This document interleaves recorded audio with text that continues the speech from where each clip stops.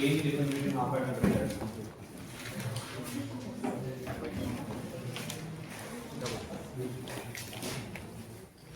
Half height and height together.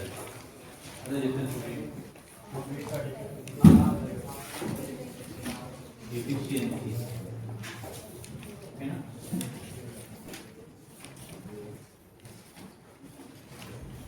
I know the efficiency here. 40.86. 40.6% percentage. ఇక్కడ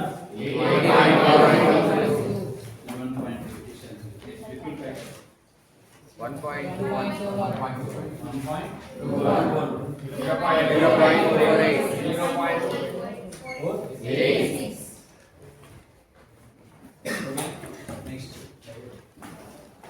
so number of diodes తీసుకుంటే ఇక్కడ ఒకటి వాడతాం ఇక్కడ 4 అని వాడతాం. ఓకే, ఇంకేమి మెయిన్ డిఫరెన్స్ ఉంది?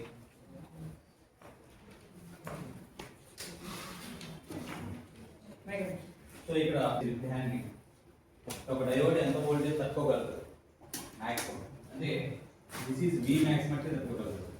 ఇక్కడ మనకు అట్లీస్ట్ 2 VVM ఉండాలి. సో ఒక డయోడ్ ట్రాన్స్ఫార్మర్ ఇలా పెట్టినప్పుడు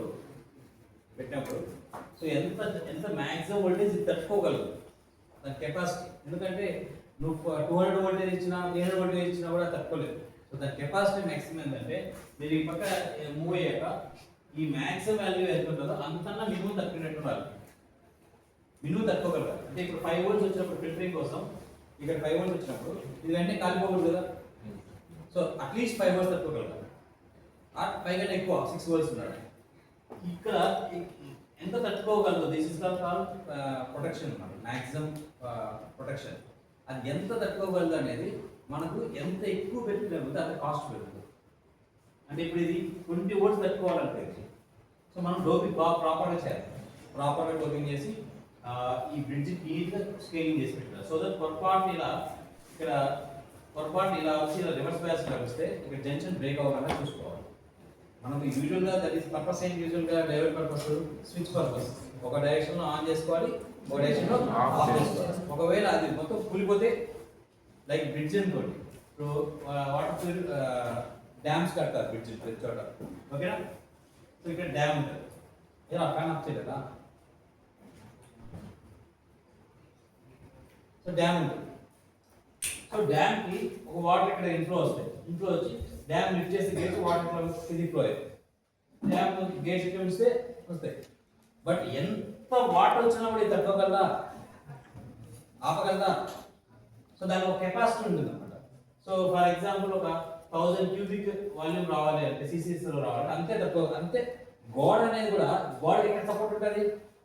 గోడ ఎలా కడతాం? డ్యామ్కి కూడా అది ఎక్కడ కడతాం కదా. అంటే ఇది కూడా వాటర్లోనే ఉంటుంది కదా. ఇది లేసి వచ్చే ఛాన్స్ ఉంటుందా? అంటే ఈ ఫోర్స్ వాటర్ ఫోర్స్ దీన్ని స్విచ్గా ఆపరేట్ చేయడానికి అంటే ఆన్ ఆఫ్ పక్కన పెట్టు. ఇది ప్రాపర్గా పునాది ఎత్తులోకి ముంచి అయిపోయింటే జస్ట్ ఇలా వాటర్ వచ్చిన వెంటనే ఆ వాటర్ కొట్టుకెళ్ళిపోతుంది గోడ. అర్థమైనా? సో డ్యామ్ బిల్డింగ్ అంటే అందుకే ఇప్పుడు మీకు మన దగ్గర పోలవరం డ్యాము ఎన్ని సంవత్సరాలైనా కూడా పూర్తవు. ఎందుకంటే వాళ్ళు ఈ పూర్తిగా ఇది ఎందుకు వాటర్ పైన ఇది ఈ లెవెల్లో బ్రిడ్జ్ కట్టాలి అంటే పిల్లలు లోపలికి వెళ్ళాలి. యాక్చువల్ ఇంకా ఈ వాటర్ పెరిగే కొద్దీ ఈ లోపలికి సపోర్ట్ వెళ్తూ ఉండాలి. ఈ సపోర్ట్ వెళ్ళకపోతే ఈ వాటర్ తట్టుకోలేదు. మనం ఏంటి అన్ని ఏ వర్షాలు వచ్చినా ఏమొచ్చినా కూడా లాస్ట్లో వెళ్ళి గోదావరిలో కృష్ణాలో వాటర్ కలిసిపోతాయి. అప్పుడు అంత వాటర్ తట్టుకోవాలంటే ఇది ఎంత లోపలికి వెళ్ళాలి. వాళ్ళు ఏం చేశారంటే ఈ లెవెల్లో కట్టారు. ఆల్రెడీ ఒకసారి కొట్టుకుపోయి మళ్ళా కడుతున్నారు, మళ్ళా కొట్టుకుపోతున్నారు. ఎందుకంటే ప్రాబ్లం ఇది కాదు. ఏం చేయాలి? డెప్త్కి వెళ్ళాలంటే ఆల్రెడీ ఇక్కడ నీళ్ళు ఉంటాయి కదా. ఇక్కడ లోడి ఇది లోపలికి వేయడానికి చాలా కష్టం. ఇప్పుడు 7 గొంతులోకి పిల్లలు వేయడం ఈజీ. నీళ్ళల్లో ఆల్రెడీ లోడే కొద్ది నీళ్ళు అడిగి వెళ్తూ ఉంటాయి. అప్పుడు ఏం చేస్తామంటే లోపల లోడుతూ కాపర్ ప్లేట్లు అడ్డగడతాం. అంటే వాటర్ లోపల గుంతలోకి రాగడం. అట్లా లోడుతూ కాపర్ ప్లేట్ అడ్డపెట్టు అంటే నీళ్ళంతా రాకుండా ఒక హోల్ లాగా చేసుకొని దాంట్లో పిల్లలు పోస్తాం. ఆ పిల్లలు ఒక నెలకో 2 నెలలకో నానాక మళ్ళీ అది కాపర్ ప్లేట్లు ఎక్కడ తీసి పెట్టేస్తాం. అలా చేస్తాం. అంటే ఈ కెపాసిటీ ఇది డయోడ్ ఎంత తట్టుకోగలదు అనేది ఈ వోల్టేజ్ మీద డిపెండ్ అయ్యింది. అంటే వాటర్ ఎంత ఫ్లో వస్తుంది అనేది డిపెండ్ అయ్యింది. అంటే ఇది స్విచ్ కదా, ఎంత వోల్టేజ్ ఇచ్చినా ఆన్ ఆఫ్ చేస్తా అనుకోకూడదు. సో దానికి ఎంత ప్రొటెక్షన్ ఇవ్వాలో చూసుకోవాలి. సో ఇక్కడ ఎంత ప్రొటెక్షన్ ఇవ్వాలనేది ఇక్కడ ఎన్ని డయోడ్లు ఉంటాయి యూజువల్గా? ఒక డయోడ్ ఉంటాయి కాబట్టి ఒక మ్యాక్సిమం తట్టుకోగలిగేంత కెపాసిటీ చాలు. ఇక్కడ యూజువల్గా 2 డయోడ్లు ఉంటాయి కాబట్టి మన యూజువల్ ఏమైతుంది ఇక్కడ సెంటర్ ట్యాప్ రెక్టిఫైర్ లో. సో ఇక్కడ ట్యాప్ చేసి హాఫ్ చేస్తాం కదా, అంటే ఇక్కడ ఒక విఎం వచ్చిందని ఇక్కడ ఒక విఎం వచ్చింది. సో ఇక్కడ మోస్ట్ ఓవరాల్ ఎంత పంపించినాడు? 2 విఎం సెంటర్ ట్యాప్ లో not normal bridge rectifier centre tap ఈ 2 విఎం వస్తుంది. ఒకవేళ పొరపాటు 7 విఎం వెళ్తారు బై మిస్టేక్, ఇది గ్రౌండ్ లోకి వెళ్ళి, అంటే బై మిస్టేక్ 2 విఎం కాస్త 2 విఎం ఇటు వెళ్ళి డయోడ్ దగ్గరికి వెళ్ళింది. సో అప్పుడు డయోడ్ కెపాసిటీ ఎంత ఉండాలి? మనం మాక్సిమం ఒక వర్స్ట్ కేసు అని చెప్పేది. ఎప్పుడైనా వర్స్ట్ కేసు మనం స్విచ్ గా బిహేవ్ చేయకపోయినా పర్లేదు, కానీ కాలిపోకూడదు కదా.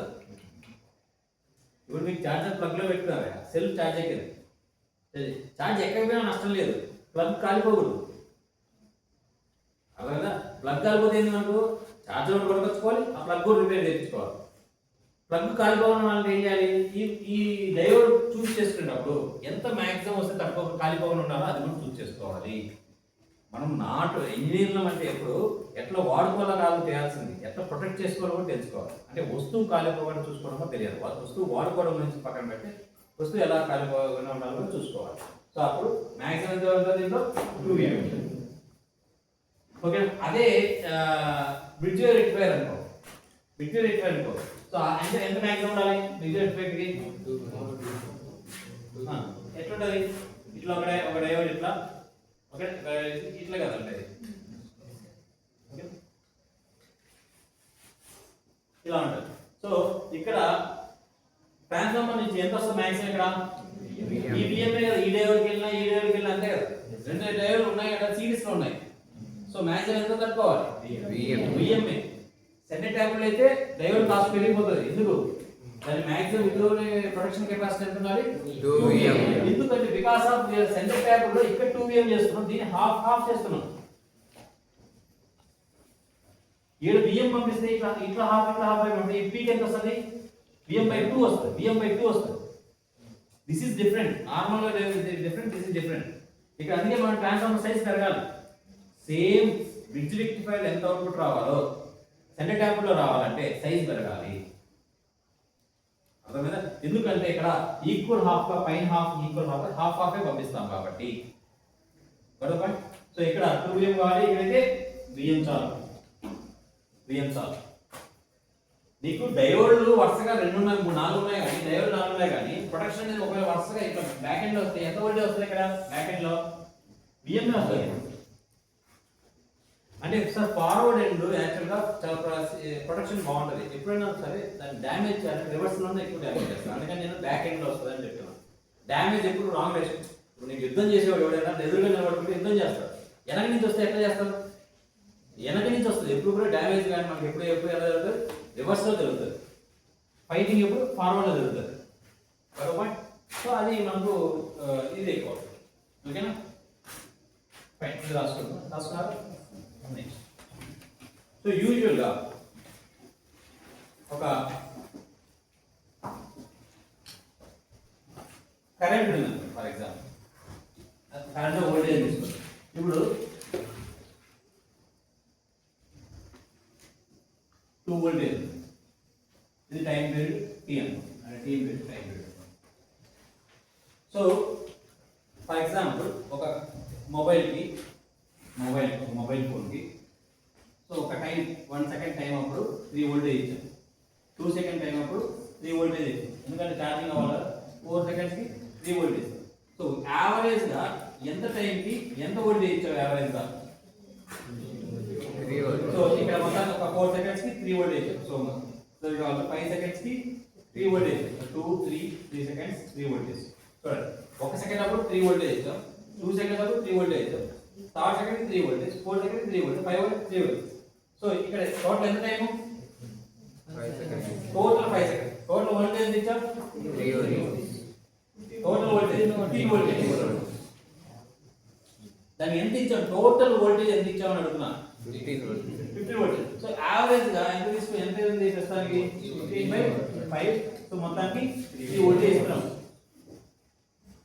సో ఎప్పుడు కూడా నేను 3 అంటున్నాను కానీ DC యాక్చువల్ ఎగ్జాక్ట్ 3 వస్తుందా, ఎగ్జాక్ట్ 3 రాదు. ఒకవేళ వస్తే ఇక్కడ 3.0001 వస్తుంది, ఒకసారి వస్తే 2.999 వస్తుంది, ఇంకోటి వస్తే 3 వస్తుంది. బట్ యావరేజ్ ఓవరాల్ తీసుకుంటే ఏమొస్తుంది, అరౌండ్ 3 వస్తుంది.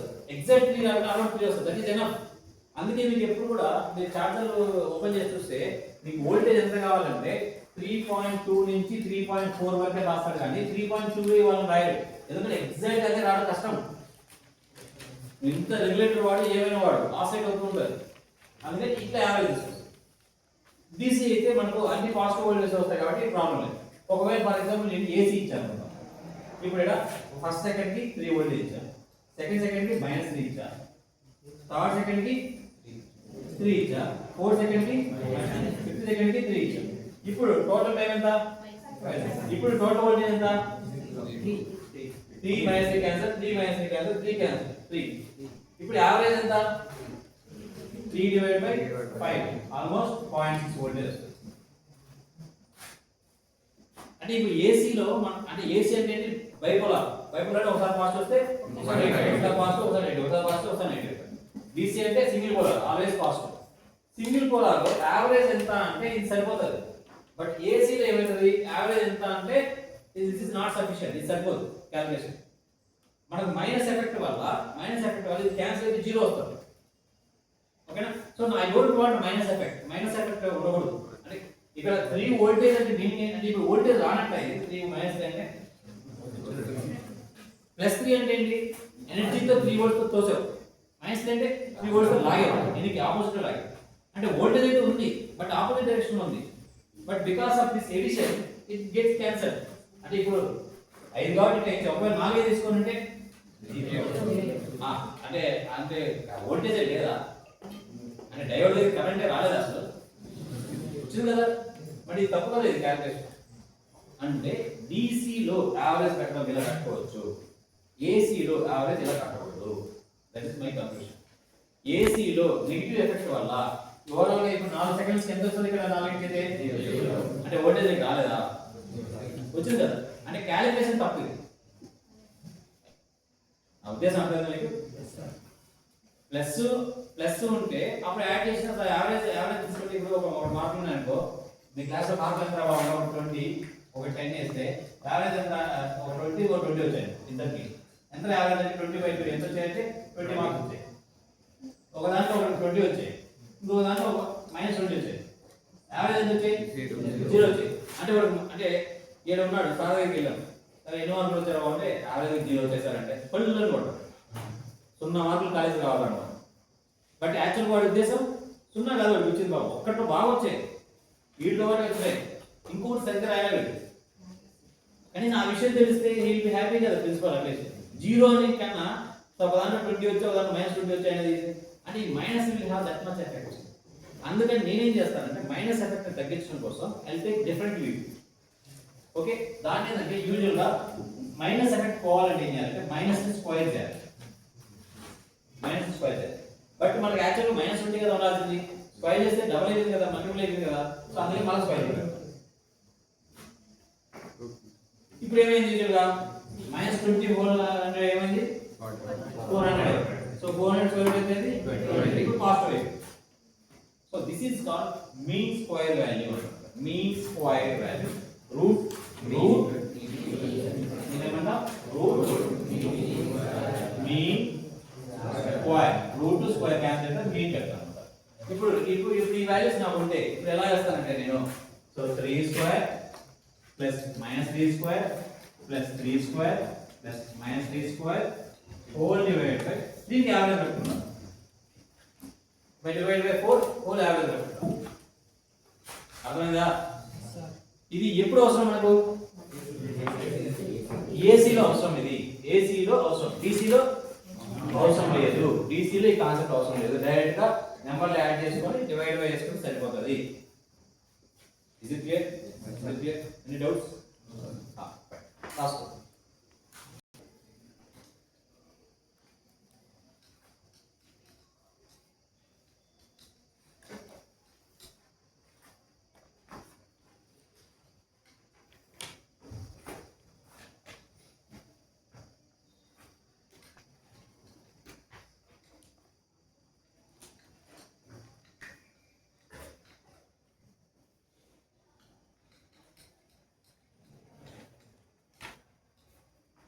సో మీకు రెక్టిఫై అయినాక ఎలా ఉంటుంది యూజువల్గా ఇలా ఉంటుంది హాఫ్ వే రెక్టిఫై ఎలా ఉంటుంది ఫుల్ వే రెక్టిఫై ఇలా ఉంటుంది సో నేను టోటల్ టైం పీరియడ్ 2/5 తీసుకున్నాను అనుకో మీకు యాక్చువల్గా ఎంత వరకు ఉంటుంది 5 వరకే ఉంటుంది ఓకేనా సో ఇక్కడ మనకు ఇక్కడ మారుతూ ఉంది కాబట్టి మాక్సిమంతో కంపేర్ చేస్తుంటాం ఆల్వేస్ మాక్సిమంతో కంపేర్ చేస్తాం ఈ మ్యాక్స్ కంపేర్ చేస్తుంటాం సో ఇక్కడ ఫర్ ఎగ్జాంపుల్ సో BC తీసుకున్నాను BDC క్యాలిక్యులేట్ చేస్తాను BDC VAC BC calculate average అంటే ఏంటి టోటల్ ఇది డివైడ్ బై ఎంత ఉంటుంది ఇలా 5 సో VM బై 5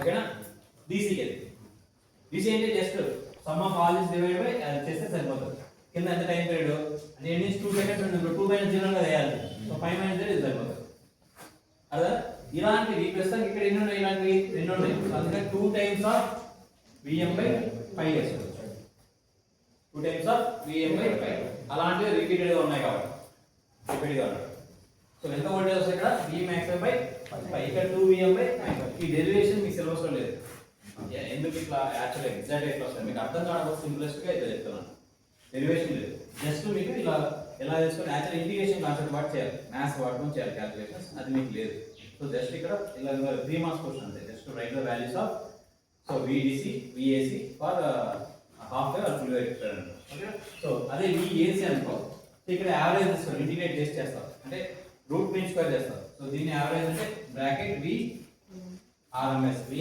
కావాలనుకుంటే సో ఇక్కడ మీకు VM బై 2 సో 1/2 అంటే ఎంత ఆల్మోస్ట్ హాఫ్ అంటే 0.5 అనుకోవచ్చా 0.5 VM అనుకోవచ్చా దీనికన్నా హాఫ్ వస్తున్నట్టు అదే దీంట్లో అయితే మీకు VM బై రూట్ 2 వస్తుంది VM బై రూట్ 2 1/√2 అంటే ఎంత 1/√2 ఎంత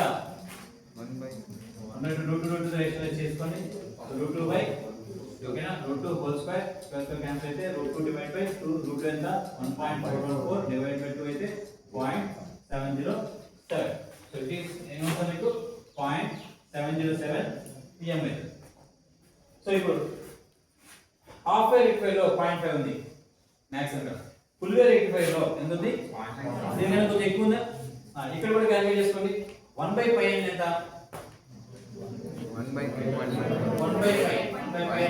ఎంత 1.5 సో ఆల్మోస్ట్ ఇది 0.3 సో అక్కడ 0.66 వస్తుంది ఓకే సో జస్ట్ క్యాలిక్యులేట్ ఇది వోల్టేజ్ కరెంట్ కి అయితే మీరు ఏం చేయాలి సార్ సేమ్ ఇవే దీనికి ఏం రాసుకోవాలి దాని కింద మీరు రాసుకోండి మళ్ళీ IDC అంటే IM డివైడ్ బై 5 ఇక్కడ 2IM డివైడ్ బై 5 సో ఇక పై అని కనబడుతుంది దిస్ ఇస్ కాల్డ్ DC ఓకేనా అదే ఇక్కడ IAC కి అయితే RMS అయితే IM డివైడ్ బై 2 ఇది IM డివైడ్ బై 2 ఈ టేబుల్ వాల్యూస్ రాసుకోండి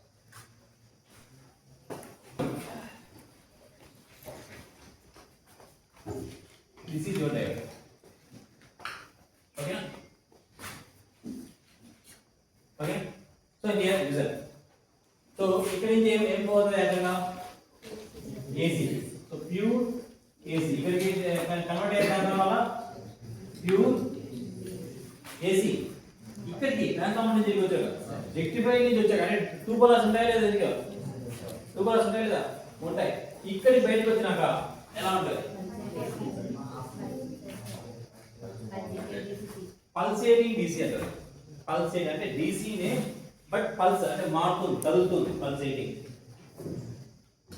ఓకేనా సో ఇప్పుడు ఆల్మోస్ట్ ఇది పైకి వెళ్ళి కిందికి వెళ్ళి పైకి వెళ్ళి కిందికి వెళ్ళి వస్తుంటే నాకు దీంట్లో 2 కాంపోనెంట్స్ ఉన్నాయని చెప్తారు నాకు కావాల్సిన DC ఉంది ఎక్స్ట్రా మిక్స్ అయినా AC కూడా వచ్చింది AC కూడా ఉంది అనగా అంటే కదులుతూ ఉందని not about polarity but value అయితే చాలా చేంజ్ ఉంది కదా చాలా చేంజ్ ఉంది కదా ఇది 0 ఇది 5 యావరేజ్ ఇస్తే చాలా ఎక్కువవుతుంది సో దట్స్ వై హియర్ ఏమైతే వస్తుందో ఇక్కడ ఫర్ ఎగ్జాంపుల్ నాకు ఓకే దీన్ని ఓకే సో దీని మొత్తంలో వోల్టేజ్ ఆఫ్ RMS కట్టుకుంటాను దీనికి ఏం కడతా ఎందుకంటే కదులుతూ ఉన్నందువల్ల నేను RMS కట్టుకుంటాను RMS లోనే ఏమేమి ఉంటాయి రెండు ఉంటాయి VAC ఉంటుంది VDC కూడా ఉంటాయి VDC కూడా ఉంటుంది సో నాకు బెస్ట్ రెగ్యులేటర్ బెస్ట్ రెక్టిఫైయర్ అంటే బయటకు వచ్చే లోపల ఏ జీరో ఉండాలి ఏమైనా రెండింటిలో ఏది ఉండాలి అంటే మనకి ఏం కావాలి యాక్చువల్గా అవుట్పుట్లో సో VRMS లో ఇది 0 అవ్వాలి, ఇది 0 యూజువల్గా అవ్వాలి. బట్ ఇది హాఫ్ వేవ్ రెక్టిఫైర్లో ఎక్కువ ఉంటుంది. అదే ఫుల్ వేవ్ రెక్టిఫైర్ కొంచెం పర్లేదు ఇట్లా ఉంటుంది. ఇట్లా ఉండడం వల్ల సో ఈ కొంచెం పీక్ వెళ్ళిందా ఆ పీక్ నుంచి వెంటనే కొంచెం దగ్గర మళ్ళీ వెంటనే పీక్ వెళ్తుంది కనీసం. అదే కానీ ఈ పీక్ నుంచి ఎంత మళ్ళీ పీక్ వెళ్ళాలి ఎంత పడుతుంది, చాలా టైం పడుతుంది. ఓకే అట్లీస్ట్ ఒకసారి అంటే ఇప్పుడు యావరేజ్ తీసామనుకో ఈ 5 కాస్త ఈ నుంచి డిలే అవ్వడం వల్ల మీకు ఆల్మోస్ట్ 1 దాకా వస్తుంది. ఇక్కడ యావరేజ్ తీసాము 5 కదా, దీనికన్నా దీనికి యావరేజ్ పెరుగుతుందా లేదా అంత త్వరగా వచ్చేసింది కదా.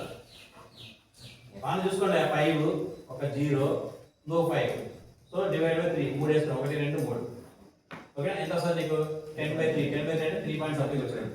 ఇప్పుడు చూడండి ఒక 5 ఇది 0 ఒక 0 మళ్ళీ 5 so 5 plus 0 plus 0 plus 5 whole divide by okay మళ్ళీ మొత్తం ఇదొకటి మొత్తం చేస్తే నీకు మోస్ట్లీ అక్కడే ఎర్రర్ ఎక్కువ ఉంటుంది.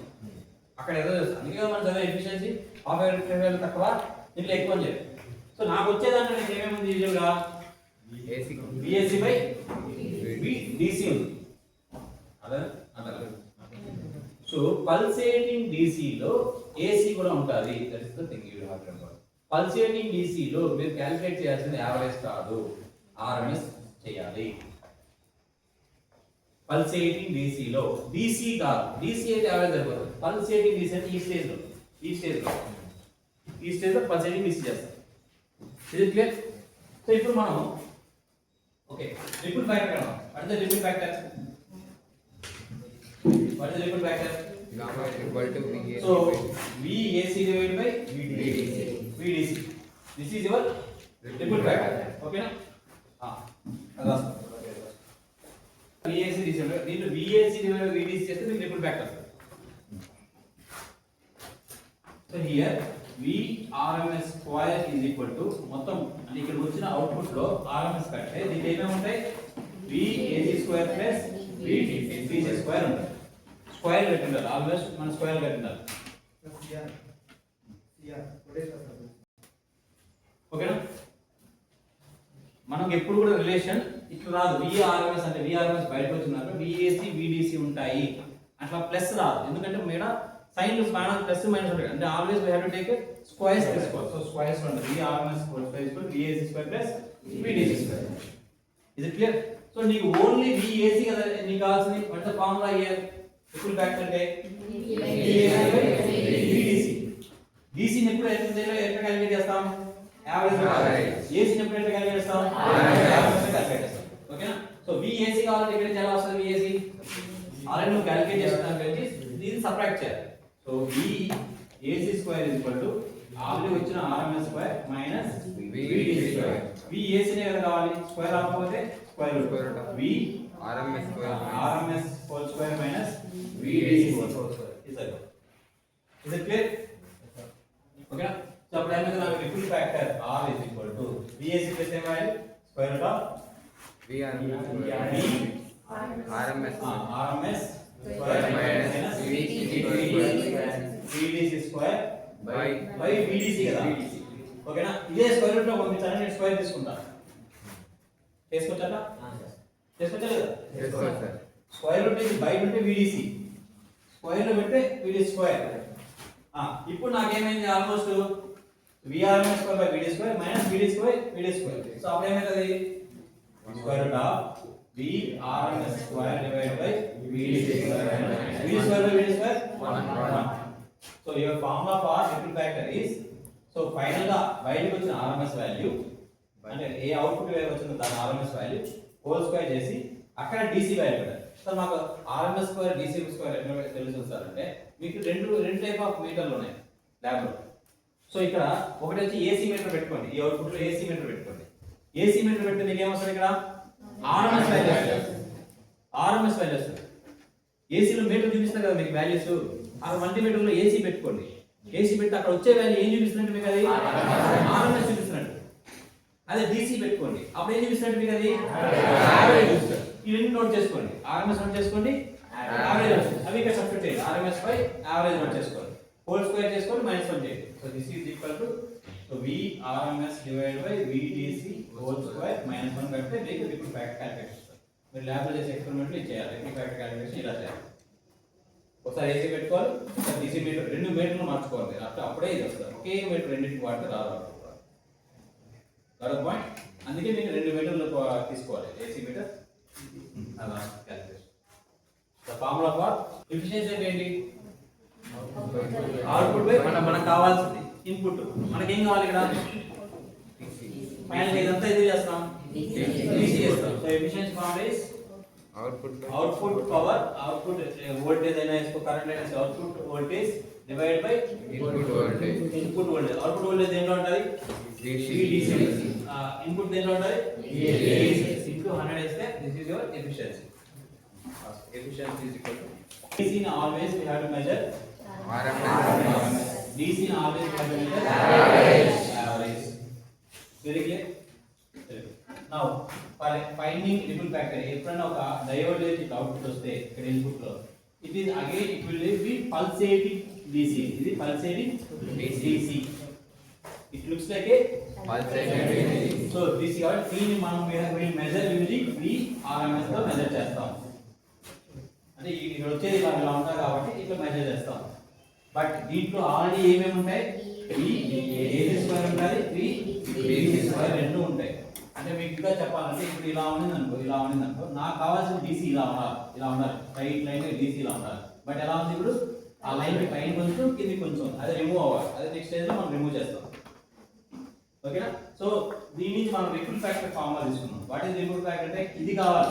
VAC ఎంత ఉంది అంటే నాకు ఈ పైన అంతా రిమూవ్ అవ్వాలి కదా, అది ఎంతో క్యాలిక్యులేట్ చేస్తున్నాం. VAC divide by VDC calculate చేస్తున్నాం. Is it clear? ఇక్కడ దాకా నెక్స్ట్ ఇది కాకుండా ఎఫిషియన్సీ కట్టాలంటే మనము ఎఫిషియన్సీ అంటే టోటల్ ఈ సర్క్యూట్ కి ఇన్పుట్ ఎంత, ఇక్కడ ఇన్పుట్, అవుట్పుట్ ఎక్కడ, ఇక్కడ output, this output divided this input వేస్తాం. నాట్ హియర్, ఇక్కడ ఉన్న ఏసీ కాదు, ఈ అవుట్ వచ్చిన అవుట్పుట్ లో కాదు. ఇక్కడ ఫైనల్ గా DC ఎంత వచ్చింది, ఇక్కడ ఏసీ ఎంత వచ్చింది. Input output divide by input. So this is equal to output power divide by input. ఈ నాలుగు చెప్పేవి ఇంకా అర్థమైనా అర్థం కాకుండా ప్రార్థన చేస్తాం. కన్ఫ్యూజన్ లాగా దేర్ ఇస్ నో కన్ఫ్యూజన్. అర్థమైందా? సో ఇప్పుడు ఈ పైన కొంచెం ఈ కింద కొంచెం ఉంది కదా, ఈ కొంచెం ఇప్పుడు ఇది మన DC లైన్ అంటే 5 వోల్ట్స్ రావాలనుకో. బట్ ఇదేంటి 0 నుంచి 5 వోల్ట్స్ ఉంది. నాకు 4 వోల్ట్స్ కావాలనుకో, 4 వోల్ట్స్ కన్నా పైన కొంచెం ఉంది, 4 వోల్ట్స్ కన్నా కింద కొంచెం ఉంది. సో నాకు ఏదో ఒకటి ఇదైనా రిమూవ్ చేయాలి, ఇదైనా రిమూవ్ చేసుకోగలిగితే సగం పని అయిపోయింది నాకు. So that will be done with the help of filters.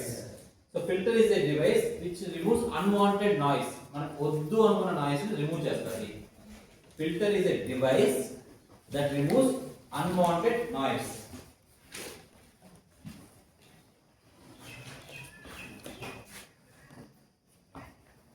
Filter is a device that removes unwanted noise. అంటే మనకు వద్దు అనుకున్నది రిమూవ్ చేస్తుంది, మనకు కావాలనుకున్నది రిమూవ్ చేస్తుందా? అప్పుడు అదేమైతుంది? ఫిల్టర్ కాదా ఇది, అటెన్యూయేటర్ అంటాం. రిమూవ్ చేస్తుంది, మనకు అడ్డుపడుతుంది. అటెన్యూయేటర్ అంటే అడ్డుపడ్డారు. ఓకేనా?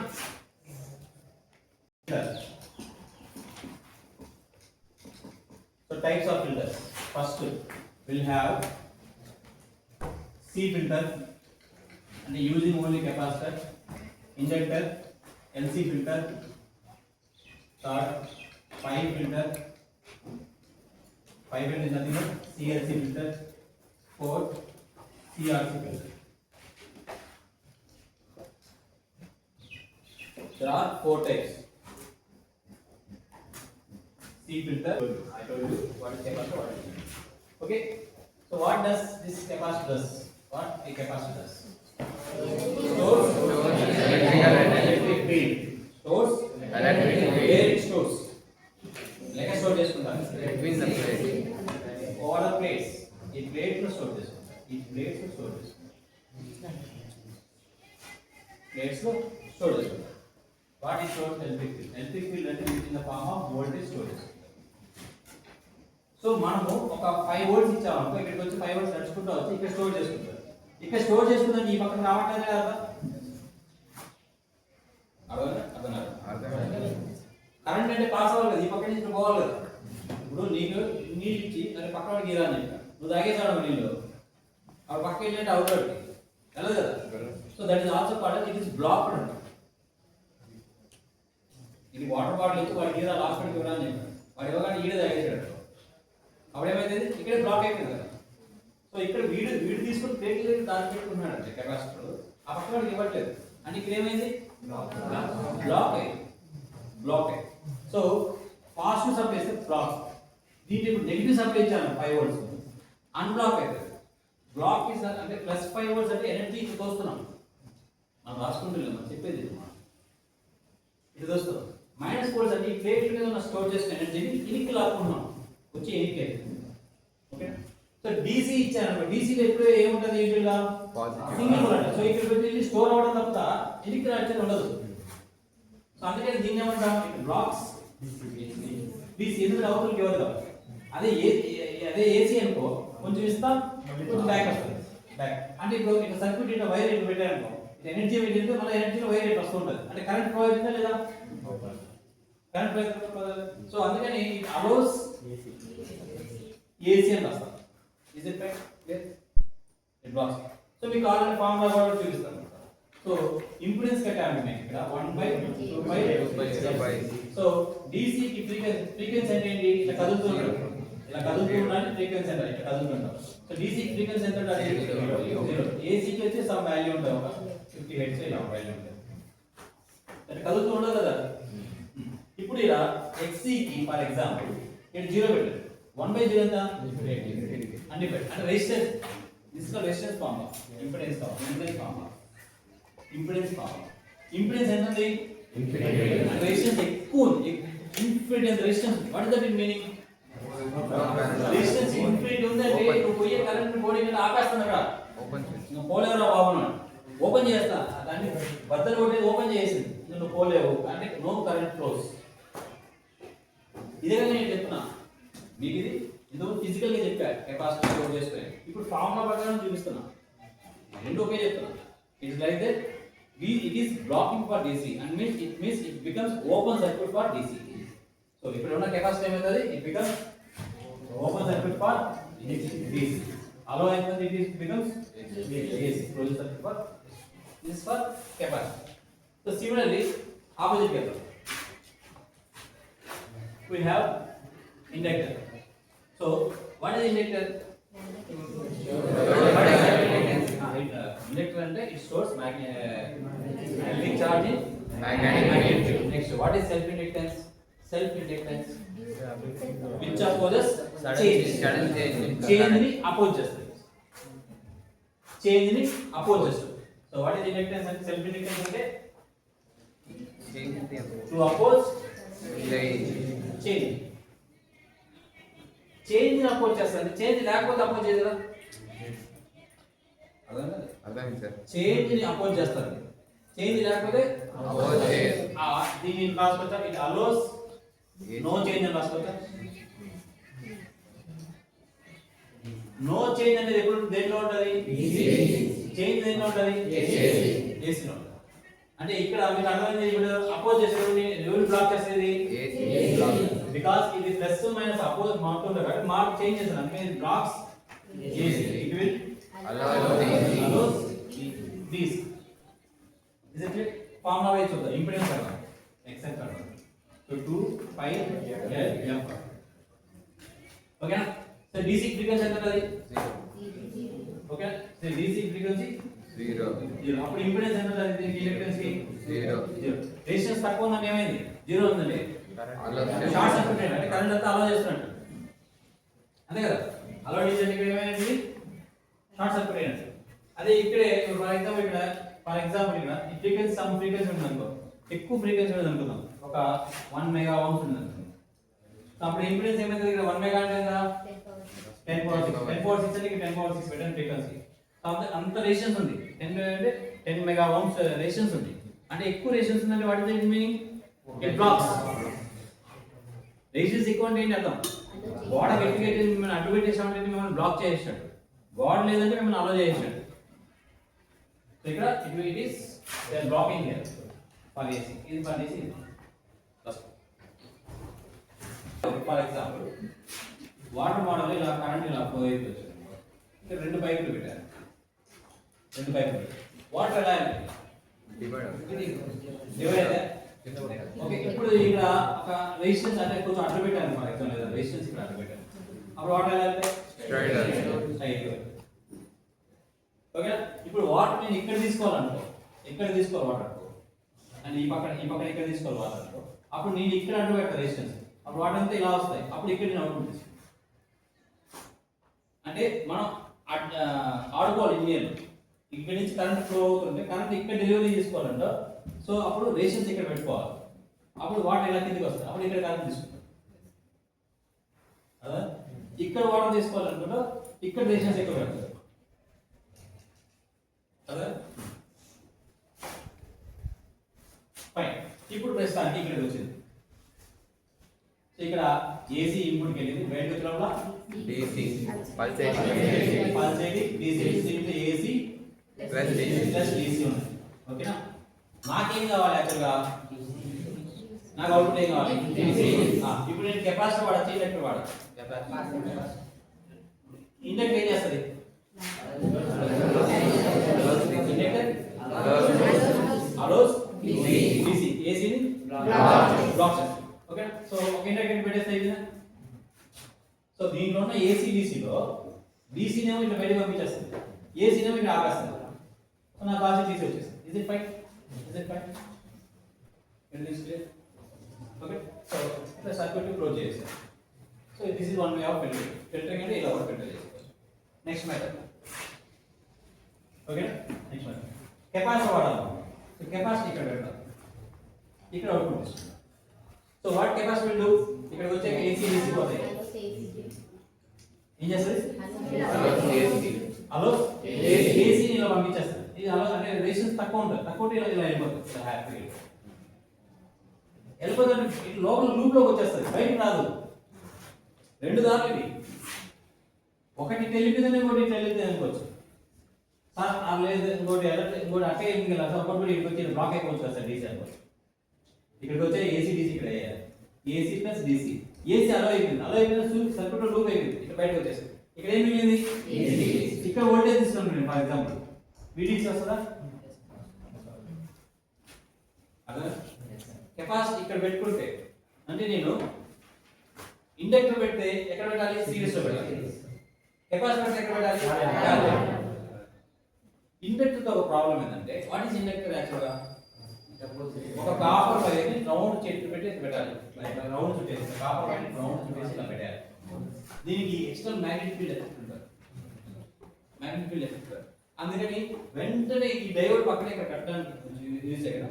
ఇంకా మంచి ఫిల్టర్ అంటే ఏంటంటే రెండు కాంబినేషన్ లో వాడతాం, రెండు కాంబినేషన్ వాడతాం. ఏం వాడతా, ఒక కెపాసిటర్ పెడతా, ఇంకొక ఇండక్టర్ పెడతా. సో ఇక్కడికి వచ్చేటప్పుడు ఏమైతే ఏసీ ప్లస్ డీసీ వస్తుంది. ఇక్కడ ఏమైతే యూజువల్గా ఏసీ ప్రస్తుతానికి డీసీ బయటకు వస్తుంది, కెపాసిటర్ మీకు తెలుసు. ఇక్కడికి వచ్చిందనుకో డీసీలో ఇంకా కొంచెం ప్యూర్గా ఫిల్టర్ అవ్వలేదు, కొంచెం ఏసీ ఉంది అనుకో, ఇంకొంచెం ఏసీ ఉంది అనుకో, అది ఇక్కడ బ్లాక్ చేస్తుంది.